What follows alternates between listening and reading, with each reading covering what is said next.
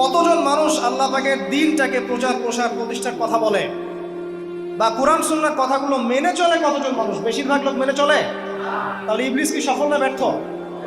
ইবলিসের চ্যালেঞ্জ কি সফল না ব্যর্থ? ইবলিসের কথা সে কিন্তু অক্ষরে অক্ষরে পালন করেছে। আর এই ইবলিসকে আল্লাহ পাক কেন পৃথিবীতে নিয়েছেন? আমাদেরকে পরীক্ষা করার জন্য, যেন আমরা এই সরল পথ থেকে বিচ্যুত না হই। সামনে যান, আরো কঠিন কথা আছে।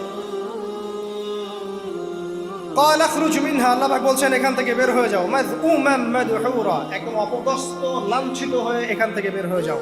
লামান তাবিআকা মিনহুম, তুমি তো চ্যালেঞ্জ করলে আমাকে, ঠিক আছে, কিন্তু যে ব্যক্তি যেই তোমার অনুসরণ করবে, আল্লাহ পাকের কথা শুনেন, যেই তোমার অনুসরণ করবে, লাআমলাআন্না জাহান্নামা মিনকুম আজমাইন, যে পুরুষ বা নারী যেই হোক না কেন, যে আদম সন্তান ইবলিস তোমার অনুসরণ করবে, তোমার পথ ধরবে, আমি তোমাকে সহ এদের সবাইকে দিয়ে জাহান্নাম পূর্ণ করব। আল্লাহর কিচ্ছু যায় আসে না। আল্লাহ পাক যদি এই পুরো পৃথিবীটাকেও জাহান্নামে নিক্ষেপ করেন অবাধ্যতার কারণে, আল্লাহ পাকের কিছু যায় আসে?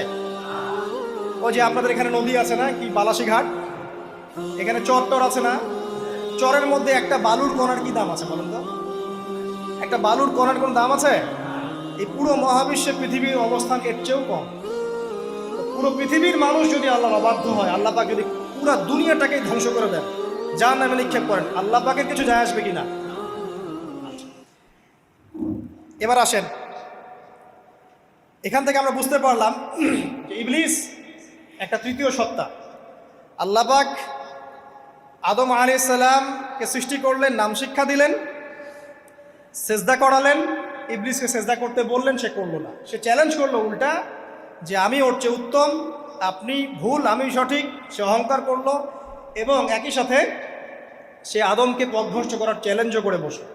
আল্লাহ পাক ঘোষণা করলেন, যদি কোনো আদম সন্তান তোমাকে ফলো করে, তোমাকে সহ তাকে আমি জাহান্নামে নিক্ষেপ করব। ঠিক আছে, এ পর্যন্ত।